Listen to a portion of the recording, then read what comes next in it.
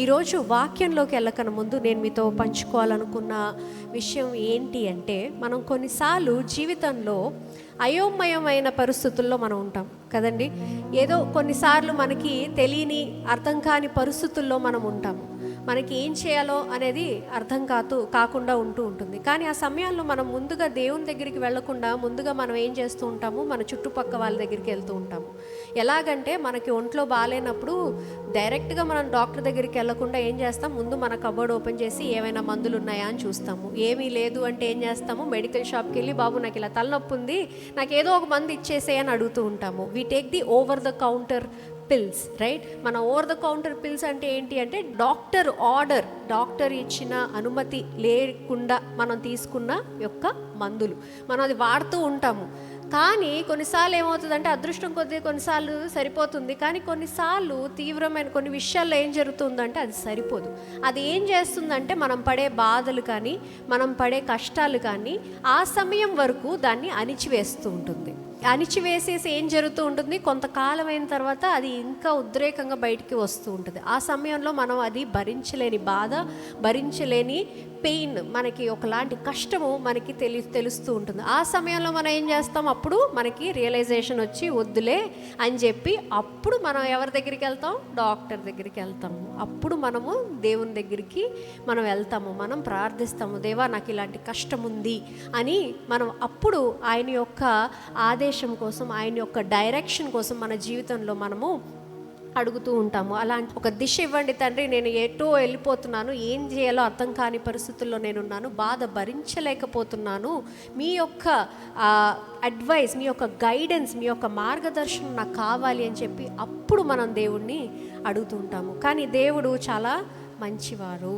మనం ఎప్పుడైనా ఏ సమయమైనా ఆయన్ని మనం వెళ్ళి అడిగితే వెంటనే ఆయన మనల్ని ఆదుకుంటారు. కానీ ఆయన మనం ఆదుకునే సమయంలో, మనం ఆదుకున్న టైంలో ఒక 3 అంశాలు మనం చూస్తూ ఉంటాము. His guidance comes in 3 steps. ఒక 3 విషయాలు బట్టి వస్తూ ఉంటాయి. డైరెక్ట్గా మనం డాక్టర్ దగ్గరికి వెళ్ళి అడిగగానే వెంటనే ఇచ్చేస్తారా మందు?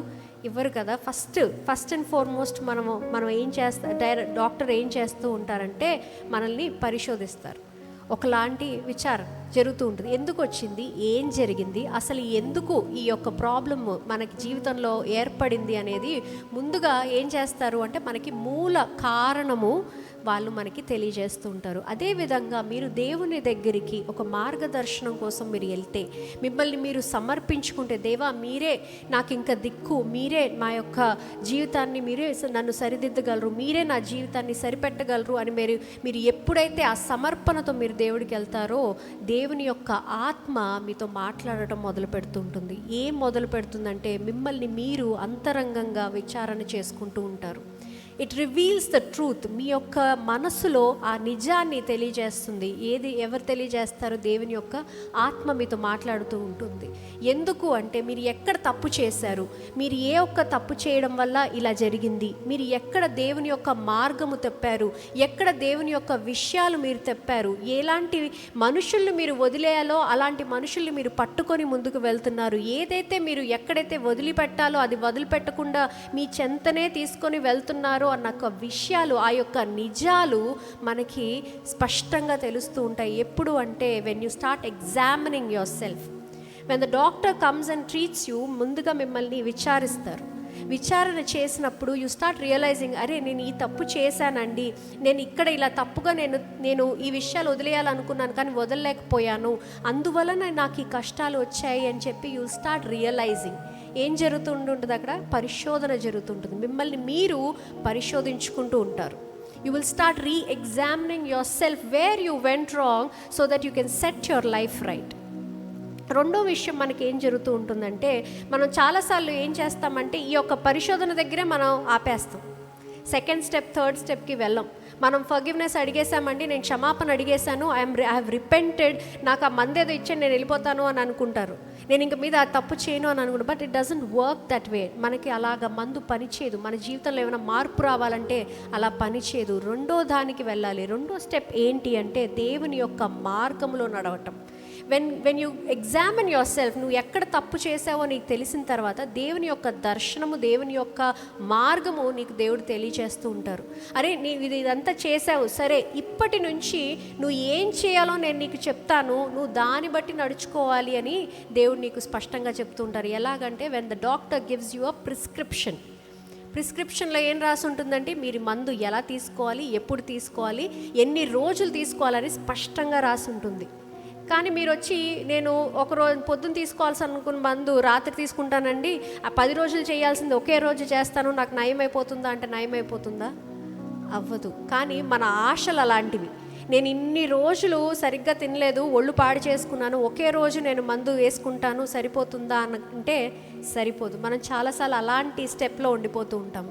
పరిశీలిస్తాము, తర్వాత దేవుని యొక్క దర్శనం తెలుసుకుంటాము, ఎలా నడవాలో తెలుసుకుంటాము, కానీ మనం అది పాటించము, మనం అది నడుచుకోము. ఎక్కడికైతే అక్కడ సరిపోయిందండి, కొంచెం బాగుందండి, ఇంకా ఆపేస్తాను, కొంచెం నాకు కావాల్సిన ఉద్యోగం దొరికింది చాలు, నేను ఇంకా దేవుని యొక్క మార్గంలో నేను నడవాల్సిన అవసరం లేదు, తర్వాత మళ్ళీ కష్టాలు వచ్చినప్పుడు చూసుకుందాం అని అనుకుంటాం. It doesn't work that way. ఒకసారి మీరు తెలుసుకున్న తర్వాత, ఆయన యొక్క మార్గము మీకు తెలిసిన తర్వాత, ఆ యొక్క విధానము మీకు తెలిసిన తర్వాత, మీరు ఆ యొక్క విధానంలో నడవాలి అంటే ముందుగా మీరు దేవుణ్ణి నమ్మాలి. Trust is very important. When you get the direction of God, you have to trust the direction of God. ఆ యొక్క విధానాన్ని మీరు నమ్మాలి. మనం చాలాసార్లు ఏం చేస్తూ ఉంటామంటే, మనం ఒక డాక్టర్ దగ్గరికి వెళ్ళిన తర్వాత ఒక 10 మంది వచ్చేస్తారండి, మీరు అది వాడద్దు, ఇది చేయండి, మీరు అన్ని రోజులు చేయక్కర్లేదు, ఒకరోజు చేస్తే సరిపోతుంది అని మనకి షార్ట్ కట్స్ ఇవ్వడానికి చాలామంది మన చుట్టూ తిరుగుతూ ఉంటారు. మనల్ని డైరెక్షన్ నుంచి తప్పించడానికి, ఆ యొక్క విధానం నుంచి తప్పించడానికి మన చుట్టూ వస్తూ ఉంటారు. కానీ మీరు చేయాల్సిన విషయం ఏంటి అంటే, ముందుగా దేవుని యొక్క విధానాన్ని, ఆ యొక్క దర్శనాన్ని మీరు నమ్మి అది మీరు పాటించటం మొదలు పెట్టాలి. Until and unless you trust the direction of God, things will not start to change in your life. ఆయన యొక్క విధానాన్ని మీరు నమ్మడం మొదలు పెడితేనే జీవితంలో మీ జీవితంలో ఏదైనా మార్పులు సంభవించటానికి ఆ యొక్క ఆస్కారం ఒకటి ఉంటుంది. You have to trust your self. రెండోది ఏంటి అంటే, ముందుగా అలాంటి మనుషుల దగ్గర నుంచి దూరంగా ఉండాలి. You have to surround yourself with the wise people, జ్ఞానవంతులు. ఎవరైతే మీ యొక్క జీవితంలో మీ యొక్క జీవితాన్ని ఎదగాలని మీరు అనుకుంటున్నారో, మీ యొక్క జీవితంలో ఏదైతే స్వస్థత రావాలని మీ దగ్గర కోరుకుంటున్నారో, అలాంటి వారి దగ్గర మీరు మాట్లాడడం, అలాంటి వారి దగ్గర మీరు ఉండటం మొదలు పెట్టాలి. You have to surround yourself with the wise council. ఎప్పుడు when you get the direction of God, when you know that దేవుడు నాకు ఇలాంటి విధానం ఇచ్చారు అన్నప్పుడు, ఆ విధానాన్ని సపోర్ట్ చేసే సపోర్ట్ సిస్టమ్ మీకు ఉండాలి. మిమ్మల్ని మళ్ళీ అక్కడి నుంచి దూరపరిచే వాళ్ళు కాదు. అలాంటి ఒక సపోర్ట్ సిస్టమ్ని మీరు ఎన్నుకోవాలి. మూడోది ఏంటి అంటే, క్రమశిక్షణ ఉండాలి. When you have got the direction, చాలామందికి డిసిప్లిన్ అనేది ఉండదు. 2 రోజులు వేసుకుంటానండి, 3వ రోజు మానేస్తానంటే ఏమైనా మార్పు ఉంటుందా మీ సిచ్యువేషన్స్లో? మరి ఎందుకు నా జీవితంలో మార్పు లేదు అని మీరు అడగకూడదు. When you don't have the discipline, మీకు ఆ క్రమశిక్షణ అనేది లేకపోతే ఎటువంటి మార్పు మీ జీవితంలో సులువుగా జరగదు. When God needs to work in your life, you have to be disciplined, you have to be consistent.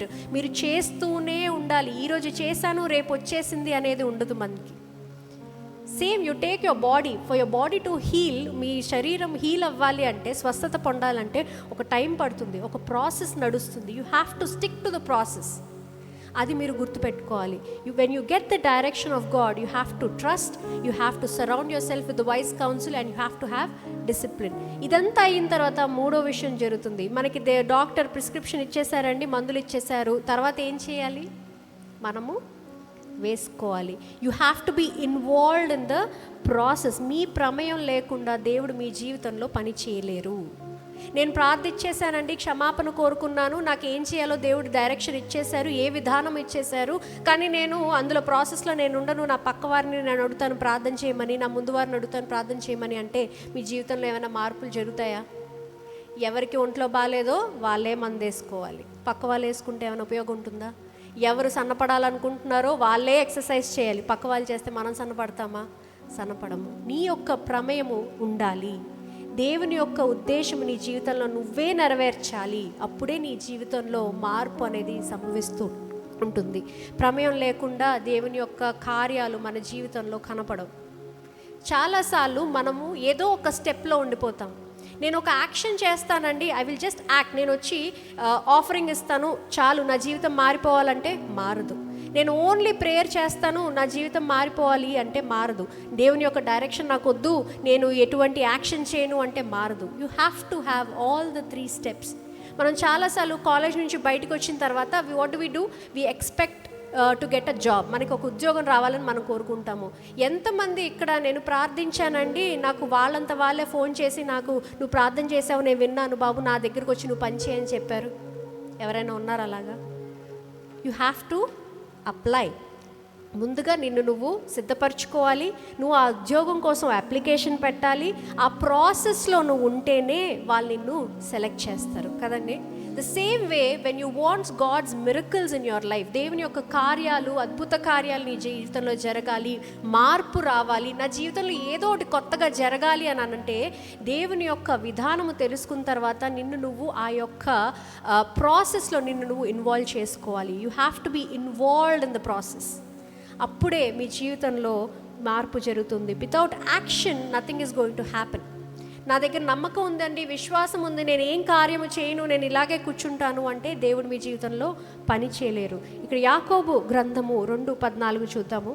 నా సహోదరులారా, క్రియలు లేనప్పుడు ఎవడైనను తనకు విశ్వాసము కలదని చెప్పిన ఎడల ఏమి ప్రయోజనము? అట్టి విశ్వాసం అతనిని రక్షింపగలదా అని ఇక్కడ మనకి అడుగుతున్నారు.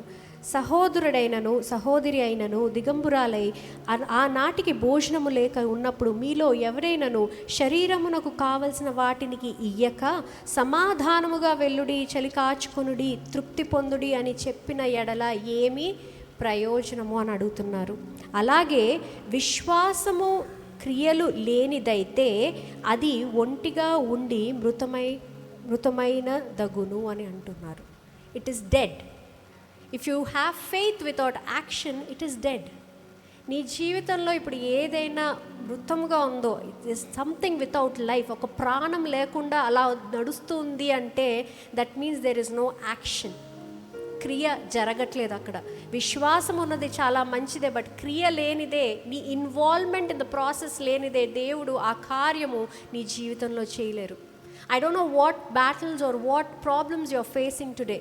నీ జీవితంలో ఎటువంటి కష్టాలు, ఎటువంటి ఇబ్బందులను పడుతున్నావు నాకు తెలియదు. కానీ ఎక్కడైనా ఏ ఒక్క స్టెప్లో అయినా నువ్వు ఉండిపోయి మిగతావి నువ్వు ఇగ్నోర్ చేస్తున్నావేమో, మిగతావి నువ్వు చేయట్లేదేమో, ఈరోజు అది ఏంటో నువ్వే తెలుసుకొని ముందడుగు వేయాలని నేను కోరుకుంటున్నాను. నువ్వు ముందుగా అడగాలి, తెలుసుకోవాలి, ఆ యొక్క ప్రాసెస్లో నిన్ను నువ్వు ఇన్వాల్వ్ చేసుకోవాలి. అప్పుడే నీ జీవితంలో మార్పు అనేది వస్తుంది. ఆ యొక్క అయోమయమైన స్థితి నుంచి నువ్వు బయటపడతావు. ఆమేన్. నమ్మిన వాళ్ళందరూ కళ్ళు మూసుకుందాము, ప్రార్థన చేద్దాము.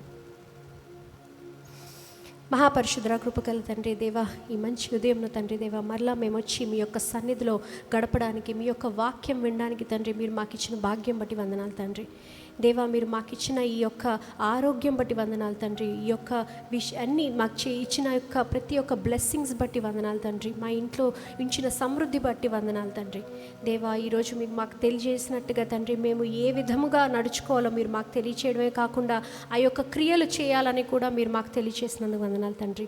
మేము ఎక్కడైతే ఉండిపోయామో తండ్రి, మేము ముందడుగు వేసి మంచి కార్యాలు చేయడానికి కావాల్సిన జ్ఞానము, శక్తిని మాకు దయచేయమని మేము కోరుకుంటున్నాం తండ్రి. Dear Father, we ask for your direction in our lives, oh Father. మీ యొక్క దర్శనం, మీ యొక్క విధానము మా జీవితాల్లో తెలియజేయండి తండ్రి. మేము ఎక్కడైతే మార్చుకోవాలో, ఏదైతే మేము తీసివేసేయాలో తండ్రి దేవా, మీ యొక్క ఆత్మ మాకు తెలియజేయమని మేము కోరుకుంటున్నాం తండ్రి. ప్రతి ఒక్క అడుగులో తండ్రి, ప్రతి ఒక్క విషయం బట్టి తండ్రి దేవా, మీరే మాకు ఎటువంటి కార్యాలు చేయాలో, ఎటువంటి విషయాలు మేము నేర్చుకోవాలో, ఎవరితో అయితే కలవాలో తండ్రి దేవా, మీరే మాకు తెలియజేయమని మేము కోరుకుంటున్నాం తండ్రి దేవా. ఈరోజు వాక్యం వింటుండగా తండ్రి, అది మీ యొక్క విధానం అని మేము నమ్ముతున్నాం తండ్రి. అది మా జీవితాలని మార్చే ఒక విధానం అని మేము నమ్ముతున్నాం తండ్రి దేవా. మాకు జీవితాల్లో మూయబడిన ద్వారాలు తెరవబడే విధానం అని మేము నమ్ముతున్నాం తండ్రి. మాకు స్వస్థతనిచ్చే విధానం అని నమ్ముతున్నాం తండ్రి. మాకు బాధల నుంచి విముక్తి కలిగించే విధానం అని మేము నమ్ముతున్నాం తండ్రి దేవా. ఆ నమ్మకం బట్టి తండ్రి మేము ఈరోజు ప్రార్థిస్తున్నాం తండ్రి. మీరు మాతో మాట్లాడండి తండ్రి. మీరు మమ్మల్ని దీవించండి, ఆశీర్వదించండి తండ్రి. యేసు పరిశుద్ధ నామములో అడిగి ప్రార్థిస్తున్నాను తండ్రి. ఆమెన్.